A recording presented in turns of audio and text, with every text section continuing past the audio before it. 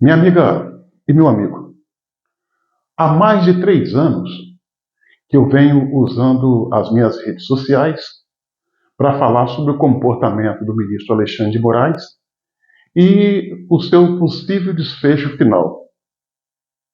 Quem me acompanha no canal vai ver que, bem mais de 3 anos, eu faço sempre análise do momento atual e o que poderá ser dele no futuro.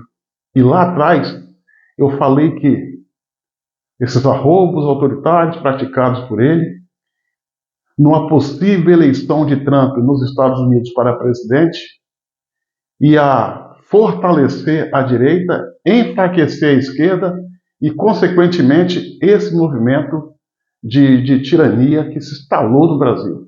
Eu falei lá atrás. E tenho testemunhas. Os amigos antigos no canal podem atestar isso. E eu falava mais. Ele vai ser abandonado pelo sistema. E a sua cabeça vai ser entregue pelos seus próprios companheiros de toga. Vai ser o golpe final.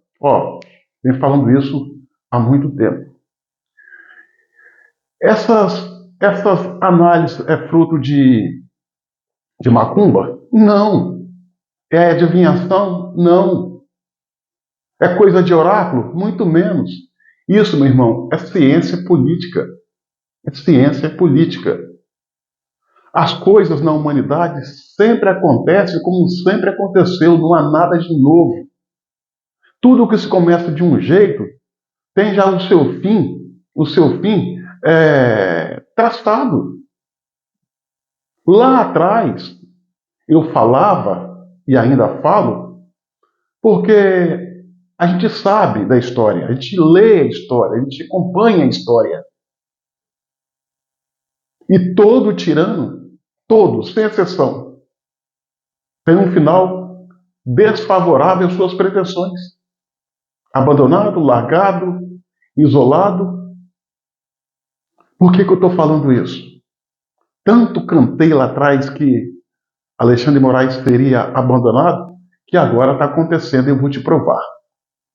Está sendo abandonado. A maioria dos seus apoiadores já estão pulando do seu barco. Vamos lá. Quando Marcos Rubio, secretário de Estado do governo americano, em uma audiência na Câmara, perguntado, respondeu que o governo dos Estados Unidos já estava estudando sanções com base na lei Magnitsky para aplicar sobre autoridades aqui no Brasil.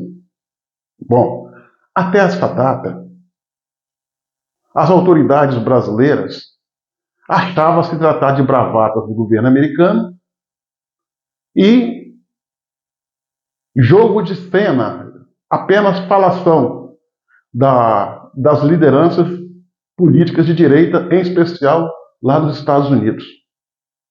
Tanto é que as autoridades aqui no Brasil, ao invés de tratar a coisa com seriedade, eles faziam piadas, galhofas, deboches, chamando o parlamentar Eduardo Bolsonaro, não pelo nome, mas de bananinha, e isso partiu de um ministro do Supremo Tribunal Federal.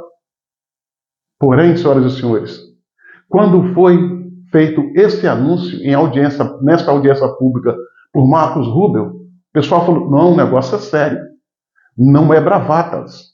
A coisa é séria. A punição está por vir, porque essa fala e afirmação veio de um membro do governo americano, do primeiro escalão. Aí, meu irmão, tarde demais. Tarde demais.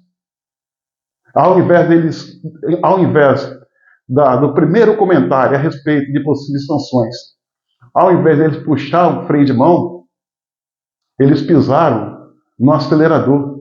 Foram dobrando a aposta, achando que nada poderia acontecer com eles.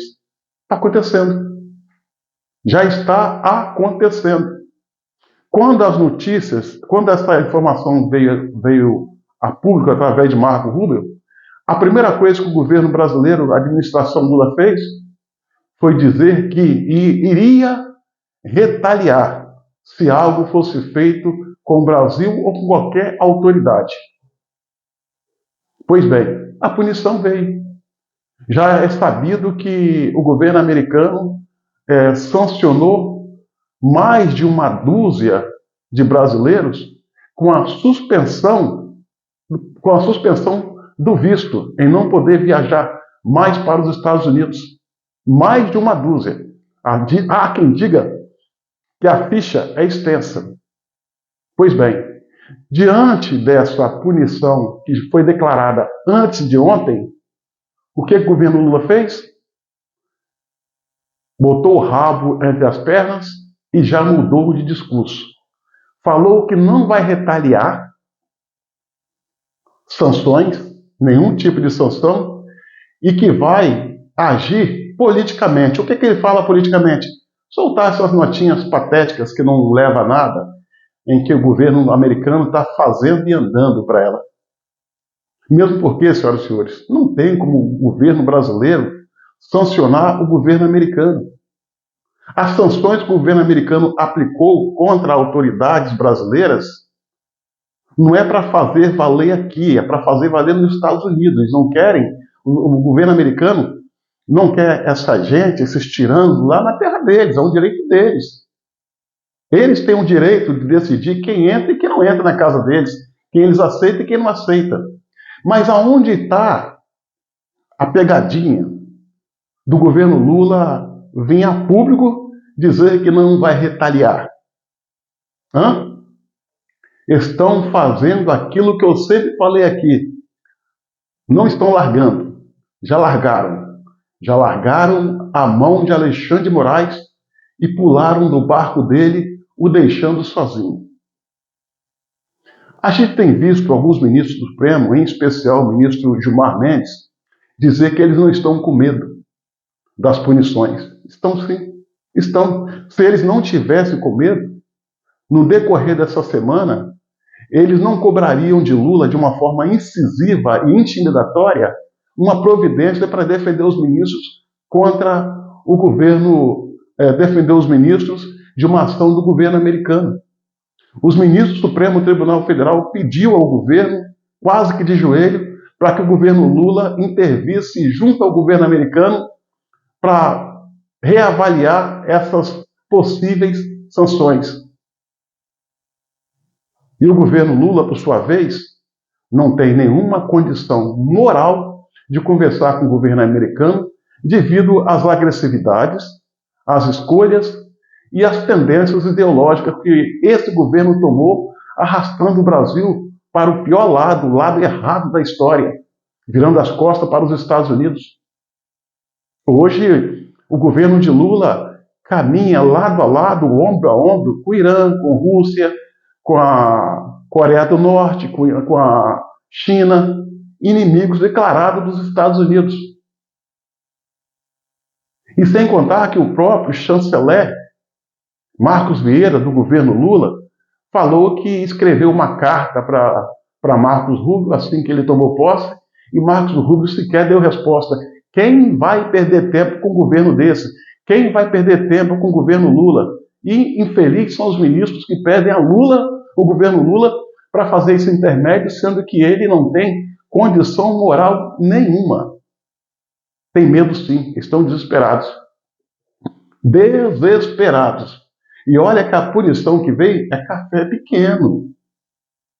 É apenas a proibição de entrar nos Estados Unidos. Há quem diga que essa punição abarcou 8 ministros do Supremo Tribunal Federal, só ficando de fora o Fux, o Mendonça e o Nunes Marques. Os demais todos foram sancionados. E nessa relação tem ainda Paulo Gonet, tem Rodrigo Pacheco, tem o delegado da Polícia Federal, Fábio Stó, o diretor-geral da Polícia Federal, Valnei Rodrigues. Então, senhoras e senhores, a punição essa é branda. Se eles estão desesperados com essa, abandonando o barco do Alexandre de Moraes com esta punição Imagina quando vir a lei Magnitsky. Não vai parar ninguém em pé e vai ser o tiro na espinha dorsal do sistema. É aí que vai acontecer aquilo que eu venho falando já há muito tempo, e só está faltando isso. Os companheiros de toga abandonar o barco do Xandão e entregar a sua cabeça. Porque os caras têm muito a perder. Tem muito, mas muito a perder. Pode e vai perder. E toda vez que uma casa cai, procura-se culpado, procura-se bruxa. Quem vai ser a bruxa pela casa ter caído? Quem vai ser o culpado por o sistema ter sido implodido? Ele mesmo, ministro Alexandre de Moraes. O governo Lula já pulou do barco. Parte da imprensa já pulou do barco, e uma boa parte. Poucos são os veículos que ainda insistem em caminhar com Alexandre de Moraes. Basta ver as decisões que ele vem tomando nesses últimos dias. Daqui para frente, se ainda ele tomar alguma medida perversa, acredite, será as últimas ações, será os últimos gritos. Tem um ditado que diz o seguinte: uma lâmpada, quando está perto de queimar, ela brilha mais forte. Assim vai ser o ministro Alexandre de Moraes. E eu digo, ele entrou num caminho sem saída, entrou num beco que não pode sair, comprou briga com pessoas que não pode ganhar. Fez inimigos poderosos aqui no Brasil, em especial ao redor do mundo.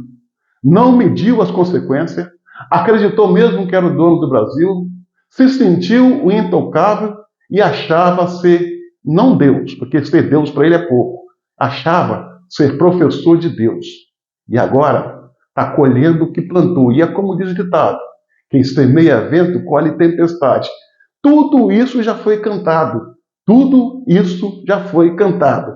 Ele vai ser largado, vai estar sangrando, metaforicamente, em praça pública. Se chegar até 2027, inevitavelmente vai sofrer o impeachment.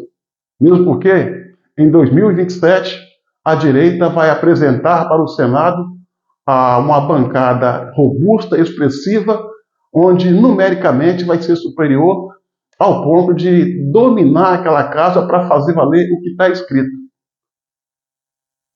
para equilibrar os poderes.